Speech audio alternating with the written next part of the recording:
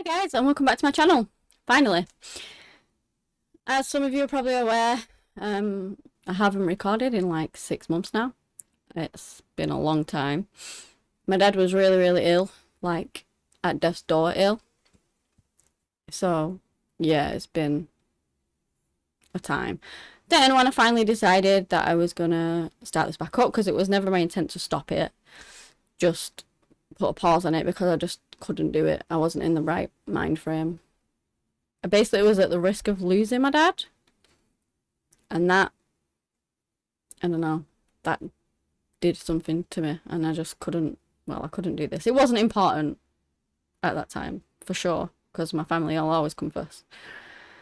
Luckily, he is still here, so yeah, I thank my lucky stars for that, because I didn't really know the person that I would be without him, if you know what I mean.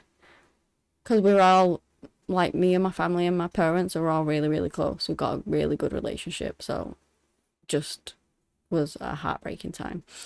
Then when I finally thought, right, I'm going to jump back in, my PC broke. So yeah, I was waiting on that to get fixed, but it's finally fixed now, and here we are. We're going to jump into a short one to start off with. It is the case of Julie Doe, who was named so, and the journey to her getting her identity back. Let's jump in.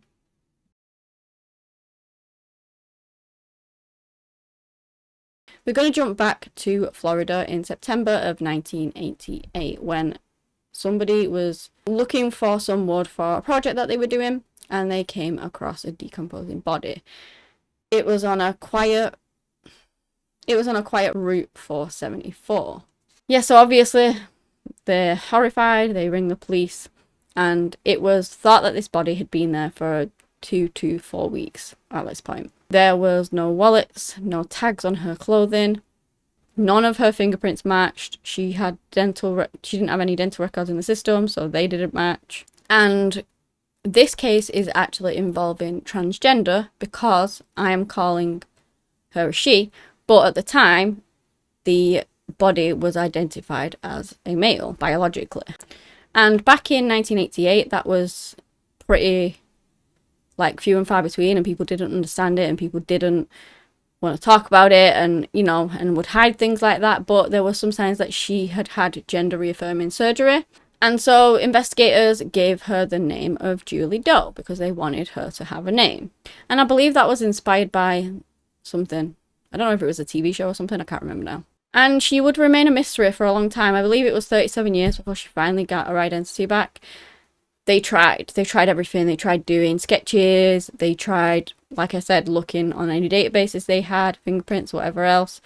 They didn't have anything that matched. Nobody ever came forward. No family ever came forward on the sketches that they did to try and sort of recreate her face. And there was just nothing for a very long time. But this year, March of 2025, her identity was finally given back to her. And she's called Pamela Walton. Like I said, originally they didn't really know that she was a trans woman, so they identified her as male. She had some surgery. She had breast implants. She had a tracheal shave. She also had electrolysis, and those things were pretty rare back then. But so I don't know. I'm guessing they would have been expensive as well. But even despite that, they still did gender her as male. And along with law enforcement and the media, nobody really knew how to go about talking about her, and so she just kind of got forgotten and left about for a long time. But then in 2015, a volunteer organisation called Trans Doe Task Force came across her case. And they were pretty shocked, and, by rights too, because, like I said, the police did not really be much moves made into trying to identify her. They just kind of shoved her in an unsolved file and then forgot about her for a long time. So they wanted to really try hard to try and find out who Julie Doe was. They got permission to exhume the body, took some samples. They also scoured all social medias and put their own facial reconstruction all over there, and apparently the post went viral. Then in 2022, they actually got a DNA match. It was like a third cousin, so it wasn't like direct family, but that's all they need. They started looking into creating a family tree from that match.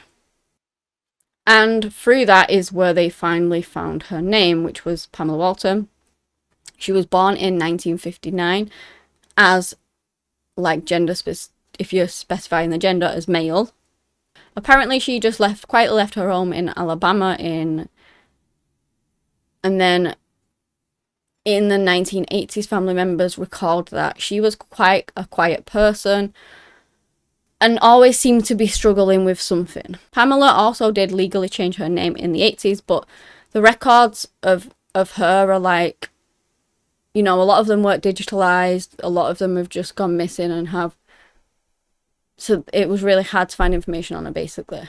It does seem that she vanished completely by 1985 from all records. Like, there's no marriage, there's no obituary, there's no employment records, there's no nothing. And then, of course, her body turns up in 1988, and she hadn't have been murdered for like 3 years. She'd only been there at, like, the most a couple months. So she just vanished with regards to any paperwork, any form of trail to try and find her. They did find one thing, though. It was a consent form from her in 1984, and that was gender confirmation surgery. And of course, once they finally got her identity back, she was no longer Julie Doe. She was Pamela Walton. She was no longer wrongly listed as a male because she wanted to be known as a female and had gender reassignment surgery, and so now she was known as a female, which is all people who go through such things and really struggle with that. That's all they ever want, is to be sort of referred to as the gender that they know that they are. And then obviously her case was turned into a homicide.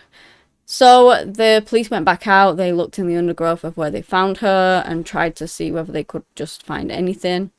And they just looked over everything again, but you know, decades had passed, everything had changed, things had overgrown, they didn't really find anything, but her original cause of death was set as undetermined. They did find some damage to a hyoid bone, is that what we say it? Whatever. Which could have indicated strangulation. There was no signs of any sexual assault or anything like that, but the police managed to look into her final days. They traced old phone numbers, and we're just really hoping that they could piece together maybe what happened to her, how she got there. With that, they did find a possible address in Orlando, a trailer park. This was only about 40 miles from where she was found, and from there they discovered that she'd briefly rented a room in 1987, and an elderly neighbour did actually remember her. He was in his 70s at this point, but they went and spoke to him. He said she kept to herself, she was a pretty little thing. She had actually rented the room under a false name, and she did identify herself at the time to him as Paul, which he knew wasn't really her name, but that's what she gave. He also said that she had a man who was real angry, and he would come and pick her up. They would argue a lot, they would shout a lot, and he was really apparently quite a nasty guy. And he would come and pick her up in a pickup truck, and on one occasion he came down, he picked her up in that pickup truck, and he never saw her again. Like, the neighbour never saw her again. So yeah, maybe he got really angry at her one day and he murdered her, strangled her, and then dumped her body with nothing on her, and she was never identified until 37 years later. People did keep looking into her family tree and history, and they did find that from an old relative in Alabama, they had received a letter, and it was from Pamela. It was dated 1984, and at the end it was like, it said, "Love, Pam." Pamela apologised for hurting everyone for being who she was. She also said that she was moving to Florida not to run away, but to be who she wanted to be, who she was. She also said in the final paragraph that she had met a man, that he loves her, but he has a temper. But he was the only one who ever saw her as a woman, and so they were together. She also wrote at on the last line, "If something ever happens, don't let anyone bury me as someone I'm not." And those words are really poignant because she did get identified as a male for all of those years. Not on purpose. It was, I don't know. At the time, they didn't really think too much of it, I guess. I don't know what I'm talking about. Anyway, it's really sad that she was, but finally, you know, when the kind people actually looked into it properly all them years later, they realised that she was transgender. They now identify her as a woman. She's got a name back, and she is now finally buried under the real person that she was and that she wanted to be, which is a happy ending. It was also said that they found out later that Pamela had been, like I said, in the relationship with an abusive man, and that apparently she fled over border lines to get away from him, but he just followed her. So whether she tried to get away from him, I don't know. But sadly, he probably ended up killing her. They will, I doubt, never find him. But justice has been served in the way that she finally got her name back and she finally got the recognition that she needs. Hopefully one day they will find out who did this to her. But, I mean, there was no evidence and no nothing. So it's highly unlikely. But, you know, always fingers crossed that she will receive justice one day. I'm just really happy that she got her identity back. But yeah, that is the end of this case. Thank you so much for watching, and until next time, bye.